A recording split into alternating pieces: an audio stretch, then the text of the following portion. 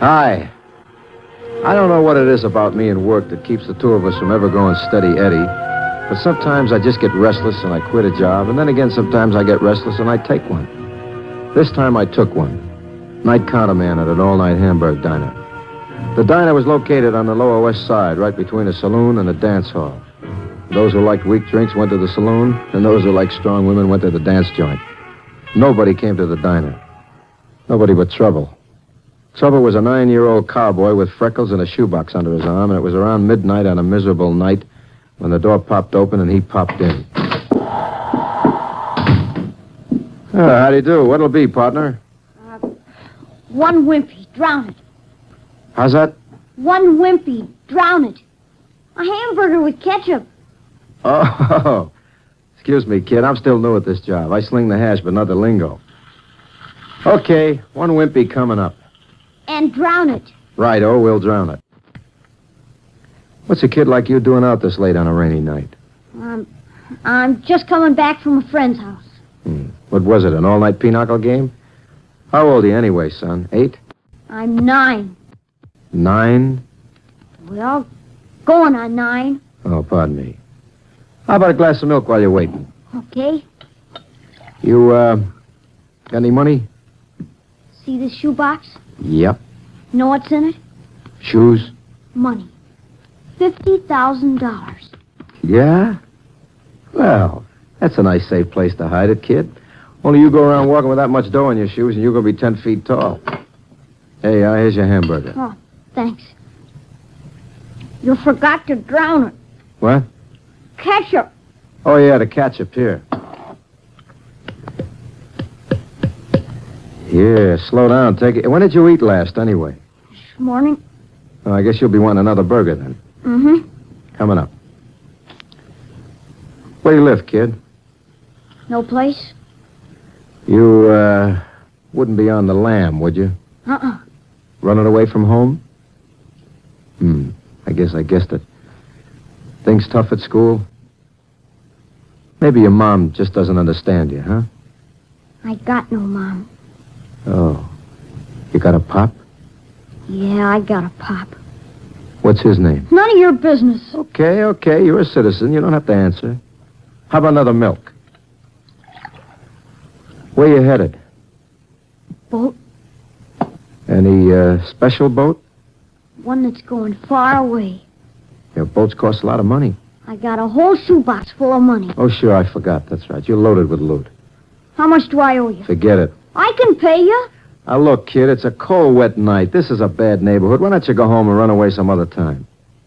I can't go home. You just think you can't. It don't help to run away, kid. I'm an expert. I've been running all my life. I can't go home. I'll call a friend of mine who's a cop, and he'll take you... Get away from that telephone, mister. I got a gun in my pocket, and I'll shoot you. Oh. I didn't know you were a desperado. Who is it, Billy the Kid or Jesse James? Just tell me how much, and I'll get out of here. Hamburger, 2 glasses at 40 cents. Okay. Here's $1. Keep the change. Thanks, Well, what do you know? What's the matter? Nothing, not a thing, kid. I was just admiring the lifelike engraving here of President Howdy Doody.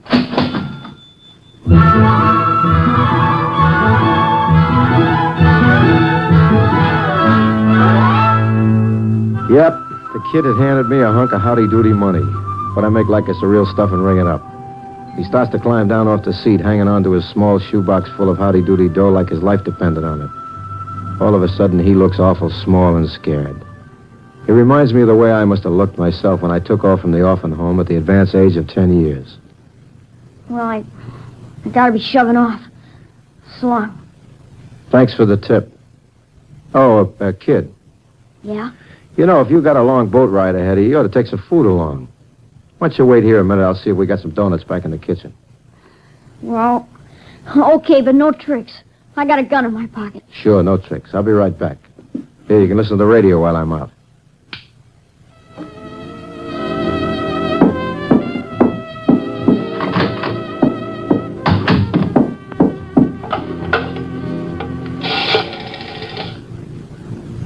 Hello, operator. Give me the 21st precinct. Uh-huh. Hello, is Detective Sergeant Finger there? Yeah. Hello, Finger. This is Rocky. Rocky Fortune. Listen, I got a scared young kid down here at the Oasis Diner on Fleet Street. A runaway. Can you send somebody down to pick him up? I can't leave the joint.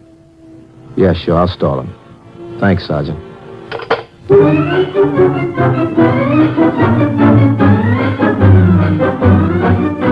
I hang up and go out front again. When I get there, Junior's disappeared. And in this place is a young dame about 22 with a figure like the before and after ads. Only she's after, if you know what I mean. When I get around to it, I see she's got a nice face, too. Pardon me. Pardon me? Well, you haven't done anything. I'd love to. What'll it be? Well, I'd like to ask you a question. I'd like to ask you one, too. Have you seen a little boy about 9? That isn't the question I had in mind, but it still goes. Have you seen one, honey? Please, I'm serious. So am I. There was a kid here a few minutes ago. Did you see him? No. Was he a little boy with freckles and reddish hair? That's the boy. A pocket-sized Arthur Godfrey. You a relative? I'm his aunt. Please, where did he go? I told you. He disappeared. Well, did he say where he was going? Out of Mongolia, I think. What's the story on him? Well, he ran away from his boarding school. He stopped at his father's house early this evening to get some things, and then he just disappeared. How did you track him down here? Well, I located a taxi driver who dropped him off at the corner. Since this is the only place open at this hour, I thought you might have seen him. How come his pop didn't notify the cops? Well, I thought he had. Don't you have some idea which way he went? Oh, you might try the waterfront. He mentioned hopping a boat. Oh, thank you. Say, it's no neighborhood for a pretty girl alone. I can take care of myself, Mr. Fortune. Call me Rocky. Mr. Fortune. If you wait till I close up, I'll... Good night. I'll nothing. Concerning the holdup of the shoe company payroll last night, police still have no clue as to the identity of the 4 men who stole the money. They wore Halloween masks. The smallest seemed to be the leader, and an all-points bulletin has been broadcast by the police in an effort to prevent the men from getting beyond... I heard. Step over here. What is this? You hide. Okay. I'm looking for a kid, 9 years old. Freckles, red hair. Who isn't? You want me to hit him, boss? Take it easy, Moose. You seen him? What if I have? You'll tell me. Suppose I don't feel like. Okay, boss. Okay. Ooh. Well? Okay, he was here and he left. Did he have anything with him? Just an old shoebox. Which way'd he go? How should I know? Maybe you saw. I didn't. Now, how about taking your gorilla and getting out of here? Can I hit him, boss? Take it easy. Did he say anything? Anything happened while he was here? He said he was running away from home. A dame comes in and she says she's his aunt. I told her I didn't know where he was. That's all. That's all. You sure? I said that's all. Moose. Boss? Make sure. Okay. Oh. Still sure? I'm sure. Well? I told you. He's sure. Come on, Moose. Thanks, Punk.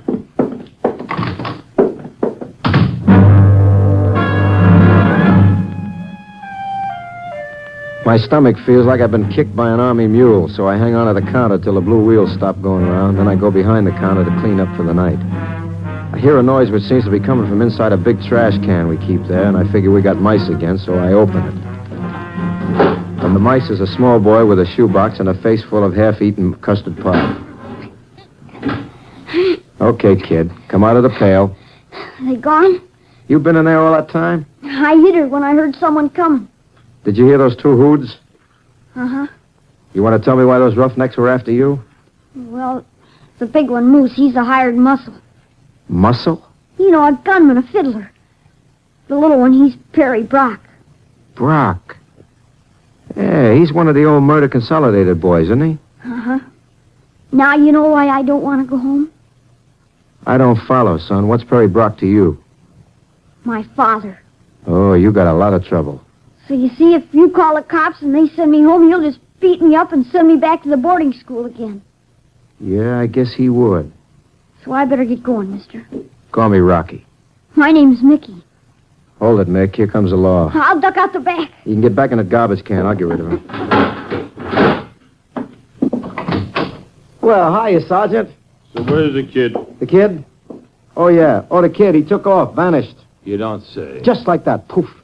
You couldn't call up the precinct and say, Sergeant Finger, don't bother walking over here on your tired feet on which you've been standing all day. The kid is gone. You couldn't do that, huh? Well, I tried to get you, but the line was busy. Here, have a cup of coffee and a hamburger. On the house. You trying to bribe an officer? Uh-huh. Make it a double hamburger with an onion. 2 double hamburgers and a pecan ring later, I get rid of Sergeant Finger of the Mounted and get the kid out of the garbage can. He smells like an old gymnasium, but I can't figure anything else except to take him in a shoebox home with me, which I do. I let him soak for a few hours and put him in my bed while I make like G.I. Joe on the broadloom. About 10 minutes after I fall asleep, Mickey. Hey, Mickey. Let me alone. What is it, kid? What's the matter? Nothing. Just crying to irrigate the freckles, huh? Let me alone. I know how you must feel, Mick. Nobody knows how I feel. That's not true, kid. Lots of people get a raw deal from life. You take me. I was an orphan. I didn't even have a father to run away from. Maybe you're lucky. You don't get much love from a paid matron who has to divide it up among 150 lonely kids. Sounds like a boarding school. Yeah. Sometimes I used to lay in bed wanting to cry so bad I thought I'd bust wide open. That's how I feel sometimes. So I ran away, too, just like you. Only it didn't help. I was twice as lonely and there was nobody to cry to. I've been running all my life. Get restless, quit a job. Get restless, take a job. It adds up to a big fat goose egg. I don't care. I'm going to be tough. Sure, you live in the jungle, you gotta be tough. But running away, that ain't tough, kid. Why don't you go home to your dad? I can't. Why not? He don't want me. He never wanted me. He never even lived with me and Mom. Never? Uh-uh. After Mom died, I lived with my Aunt Annie, Mom's sister. But then she and Dad had a big fight, and he sent me away to boarding school. You like your aunt? Yeah, she's okay. Yeah, that's how she looked to me. Well, suppose we call her. No, Dad would just come and get me again. He ain't much good, Rocky. I hate to hear you say that, but I guess maybe you're right, kid. Let's get some sleep and we'll talk about it in the morning. Here, blow. Atta boy. Yeah, pull the cover over you. Good night, kid. Rocky? Mm-hmm. Could I stay with you, maybe? We could both be orphans together, huh? No, I'm afraid not, kid. I could get a job. I'm strong, honest. And I got plenty of money, enough for both of us. More than $50,000. I wouldn't be much trouble, Rocky, honest. We'll talk about it in the morning, huh? Let's get some sleep. Good night, Mickey. Good night, Rocky.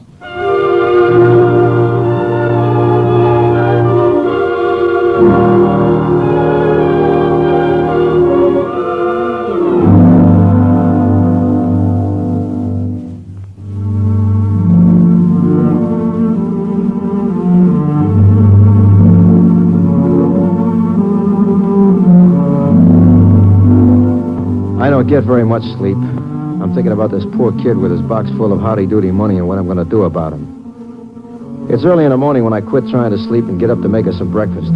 I almost fall on my face tripping over the shoebox. My foot goes through the cover and I pick it up to tie it again. 5 seconds later, I'm burning up the telephone switchboard.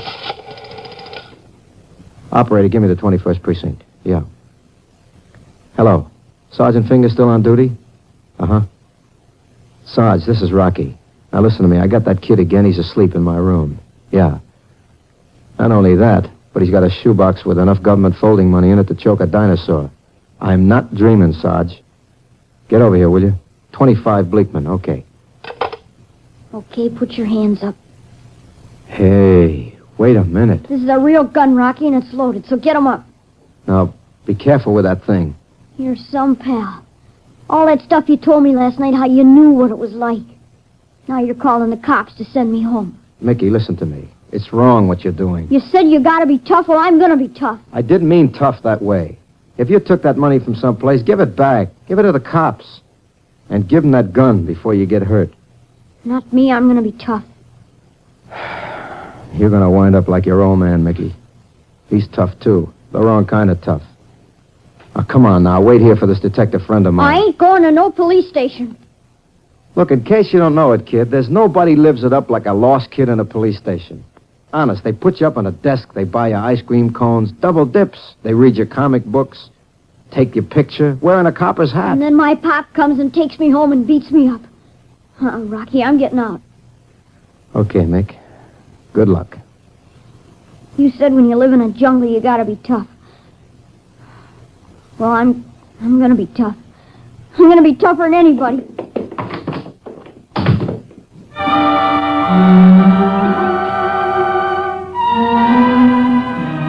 I'm just beginning to wonder if little Mickey Brock hadn't held up a payroll wagon himself when the doorbell rings. It is my good friend Sergeant Finger, right on time. Okay, Fortune, where is he? Yeah, well, I'll tell you, Sarge, it's like this. I found the money inside the shoebox, see, and I turn around and the kid's got a real tough-looking automatic pointed right at my breadbasket. Now, hold it, and you just let me figure it out real slow-like. The kid ain't here, right? Right. And the box with the money in it, that's disappeared too, right? Right. Now, how about the laughing gas? Is that gone too, or you just have these hallucinations on soda pop? Now, look, Sarge. Now, you look, Fortune. This is the second time you got me out on a wild goose chase. You ever read the story of the boy who cried wolf? Well, you're him, see? And the next time you want a cop, don't bother to call. I ain't coming. You understand that, Fortune? Don't call us. We'll call you. I am still standing there like a boy with egg on his face when the telephone rings. Yeah? Mr. Fortune, Yeah? this is Ann Prentice, Mickey's aunt. Good morning. I thought perhaps you might have seen Mickey again last night. How did you get my phone number? I called the diner. The day cook gave it to me. Well, as a matter of fact, lady, I did see him. He slept here last night. What? Oh, where is he now? Search me. He took off again. We've got to find him. Look, he don't want to be found. He wants to be lost. His father thought he might have come to my place for some reason. He's half frantic. I'll bet he is. Since you know what he looks like, could you help me look for him? This is my day off, lady. Please, Mr. Fortune. Yeah. Where do you live? 15 South Place, apartment 5B. Powder your nose, baby. I'll be right over.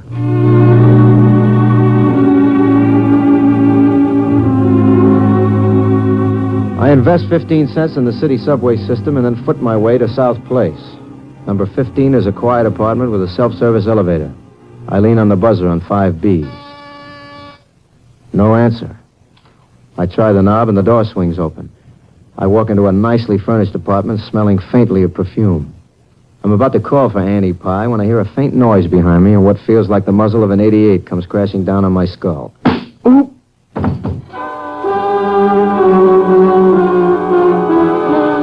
On your feet, punk. Huh? You heard. Up. Rocky, are you all right? Up. Let him alone. Shut up. Ooh-wee. Well, well, if it isn't Dick, the fun-loving rover boy. Should I hit him, boss? Restrain yourself, Moose.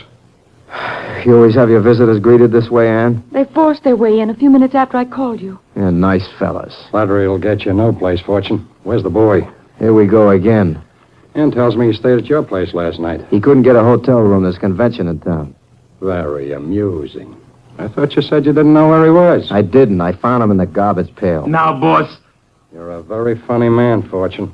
Moose, take him in the bedroom and work him over. Gladly. Get going, you. Oh, and Moose, Yeah? don't kill him. Moose shoves me into the bedroom and closes the window to the fire escape. Then he closes the door. And he closes my left eye. And then he closes my right eye. I managed to get in a couple of wild punches of my own, but this guy's built like a Sherman tank. After a couple of sets, I'm beginning to feel like a lump of fresh dough in a French bakery. Moose measures me for a haymaker. And I do a pirouette, 3 tours jetés, and an arabesque, and then a swan dive for the carpet. I hug the rug for a minute, and I manage to get one eye partly open. I discover I am looking into another eye, and it is not my own. It belongs to a scared, freckled face which looks out at me from under the bed. In his hot little hand, the kid's got a gun which he's pushing at me. I take it and straighten up. Okay, Melonhead. One more. Hey. Hey, hey. Get him up and shut up. Hey, where'd you get the run? Never mind. Don't make a sound. Back up. Okay, take it easy with that cannon. Now turn around. I'll call your boss in here. Look, Fortunato. Call him or I'll ventilate your head bone. Okay. Hey, boss. What? Step in a second, will you? Okay. Has our friend decided to talk yet? That's right, Brock. Get him up fast. I seem to have no choice. Get over there with Laughing Boy. Rocky, are you all right? Just fine, honey. Just fine. Get some cord or something. We'll tie these monkeys up. Yeah. Just a minute, Ann. Shut up, Brock. Oh, no, Fortune. Boss, he means business. You're the biggest, dumbest moose in the United States. Maybe in the whole Western Hemisphere. Go get him. Boss. Don't move or I'll shoot. Fortune, you amuse me. You really are a funny man. What's so funny, boss? That gun. Look at it, you numbskull. It's a water pistol. A plain, ordinary kid's water pistol. Go get him.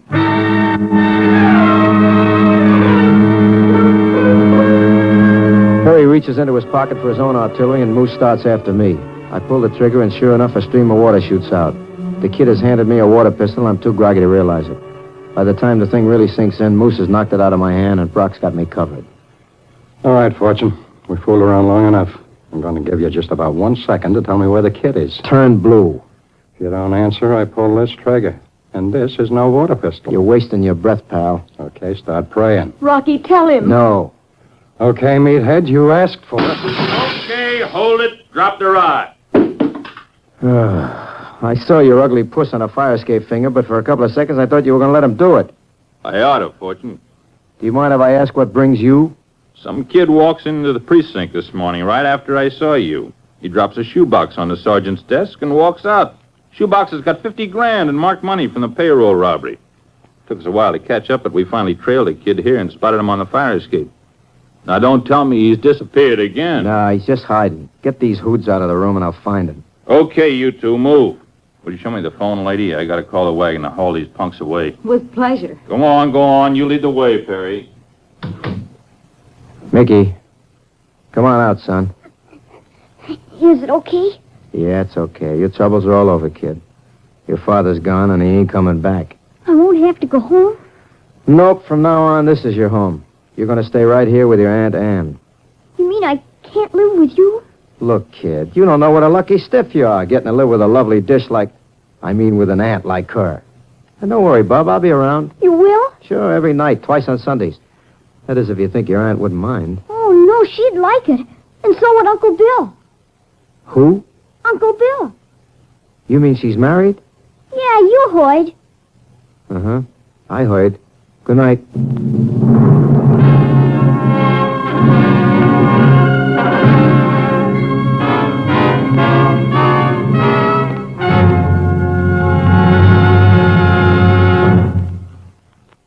NBC has presented Frank Sinatra as that footloose and fancy-free young gentleman, Rocky Fortune.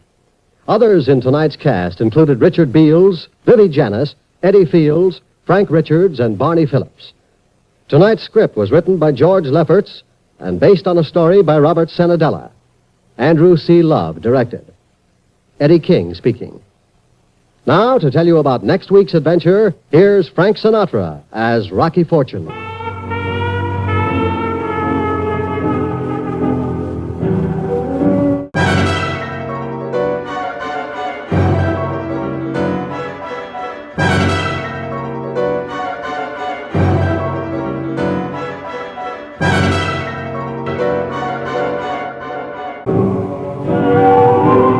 Next week, I get a job that pays $100 an hour, which is pretty good pay if you live so long. The trouble is, I almost don't. I'll tell you about it next week. See you around, huh?